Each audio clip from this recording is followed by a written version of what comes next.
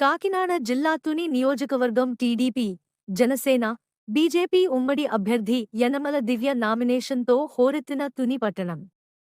Telugu Desam party శాసనమండలి ప్రతిపక్ష నాయకులు యనమల రామకృష్ణుడు, కాకినాడ పార్లమెంట్ ఎన్డీఏ కూటమి అభ్యర్థి తంగెళ్ల ఉదయ్ శ్రీనివాస్, టీడీపీ, జనసేన, బీజేపీ నాయకులు కార్యకర్తలతో కలిసి భారీ ర్యాలీగా వెళ్లి నామినేషన్ వేసిన యనమల దివ్య తేటగుంట గెస్ట్ హౌస్ నుండి 3 మండలాల నాయకులు కార్యకర్తలతో కలిసి తుని పట్టణానికి ర్యాలీగా వెళ్లడంతో 3 పార్టీల జెండాలు రెపరెపలాడడంతో తుని పట్నం యనమల దివ్యకు మద్దతుగా హోరెత్తింది.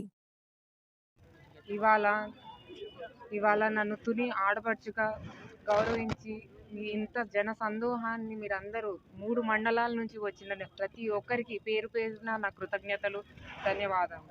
మీ అందరినీ చూస్తుంటే తప్పకుండా విజయం మందే, విజయం తథ్యం అన్నట్టుగా ఉంది. తప్పకుండా మీ అందరికీ నేను రుణపడి ఉంటాను. తప్పకుండా తుని నియోజకవర్గంలో ప్రాబ్లమ్స్ అన్నీ పరిష్కరిస్తానని మాటిస్తున్నాను. మనం అందరం తునిలో అభివృద్ధికి ఓటేద్దాం, సైకిల్ని గెలిపించుకుందాం. జై హింద్, జై తెలుగుదేశం.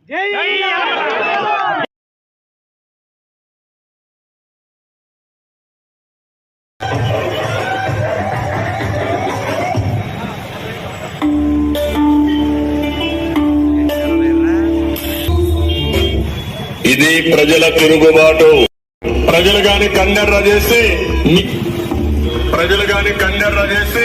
మీ ఊర్లో